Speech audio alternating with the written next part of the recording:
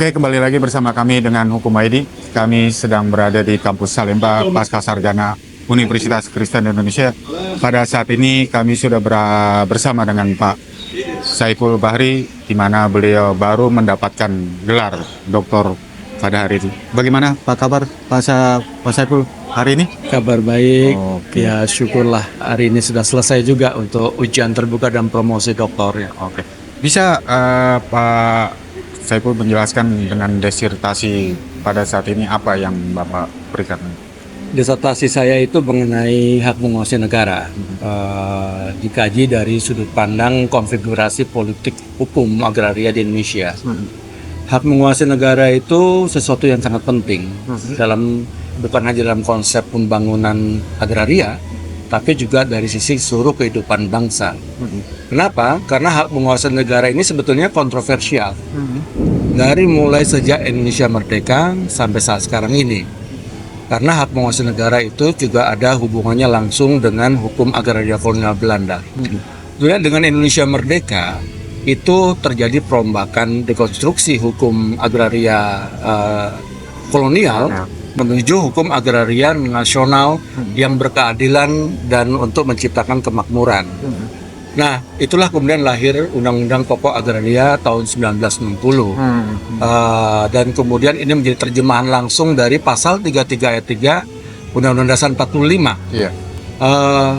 Namun demikian, tujuan utama dari hak menguasai negara menurut pasal 33 ayat 3 Undang-Undang Dasar 45 itu ditujukan sebesar-besarnya untuk kemakmuran rakyat.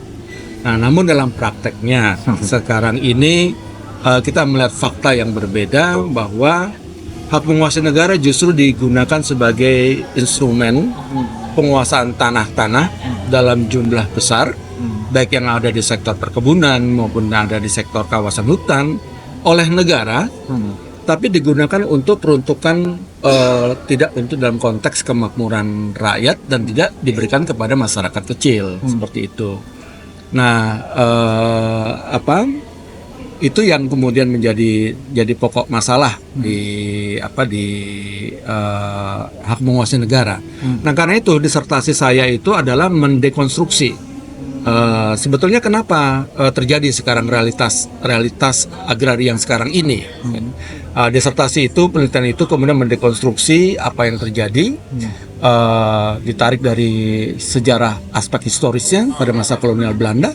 Dan juga kemudian bagaimana asas yang disebut asas domain verklaring pada masa kolonial Belanda itu tetap berlanjut dalam pembentukan peraturan perundang-undangan saat sekarang ini.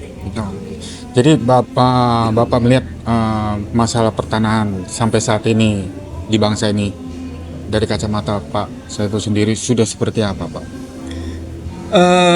Sebetulnya sekarang ini justru kita berbalik arus ya. Jadi yang seharusnya di dalam pasal 33 ayat 3 Undang-Undang Dasar 45 itu dan kemudian perumusan di dalam Undang-Undang Pokok Agraria tahun 1960 itu yang intinya adalah bagaimana keadilan sosial itu dibentuk melalui pembangunan agraria untuk menuju ke kemakmuran rakyat dalam arti secara keseluruhan. Tetapi sekarang ini justru berbalik, bahkan berbalik seperti pada masa kolonial yang lalu, ya, di mana penciptaan seperti hak guna usaha, HGB, ya, ditambah menjadi 190 tahun, kemudian 160 tahun untuk HGB, itu kemudian kita kembali seperti pada masa lalu, Zaman dulu lagi. pada zaman dulu lagi. Dan jauh lebih buruk karena pada masa kolonial Belanda itu HGU itu hanya 75 tahun maksimal, HGB itu hanya 60 tahun. Tetapi sekarang dipaksakan untuk lebih dari itu. Nah, sehingga di sini kemudian makna kemerdekaan negara Republik Indonesia dalam konteks agraria itu menjadi hilang, gitu loh. Jadi seperti itu.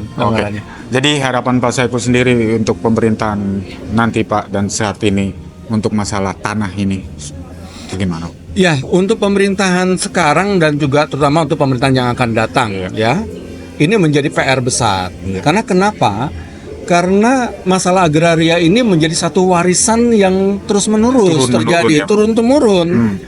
Dari mulai Orde Lama, kemudian Orde Baru, Orde Reformasi, ya, ini tidak pernah tuntas, tidak pernah selesai. di dalamnya. Nah, sehingga perlu ada satu penerobosan yang luar biasa untuk mendekonstruksi semua, ya kan? Nah, disinilah kemudian bagaimana negara harus hadir untuk menerjemahkan dan untuk melaksanakan pasal 33 ayat 3, ya kan? Nah, itu dengan rekomendasi saya atau saran saya itu adalah mengaudit secara keseluruhan tanah-tanah yang dikuasai negara supaya kita lebih jelas bisa menjalankan pasal 33 ayat 3 Undang-Undang 45 khususnya di frasa yang kedua, yaitu berkewajiban untuk kemakmuran rakyat. Ada lagi Pak Sagu? Selain itu kemudian harus ada satu dekonstruksi asas-asas hukum dalam pembentukan peraturan perundang-undangan. Inilah kewenangan dari lembaga-lembaga yudikatif, ya, baik itu di Mahkamah Konstitusi, Mahkamah Agung, dan di peradilan-peradilan umum. Nah, sehingga harus ada perubahan mindset dari peradilan dari lembaga yudikatif dalam melihat dan mengadili perkara-perkara pertanahan di Indonesia ini, khususnya yang terkait dengan hajat hidup orang banyak. Oke. Ada lagi?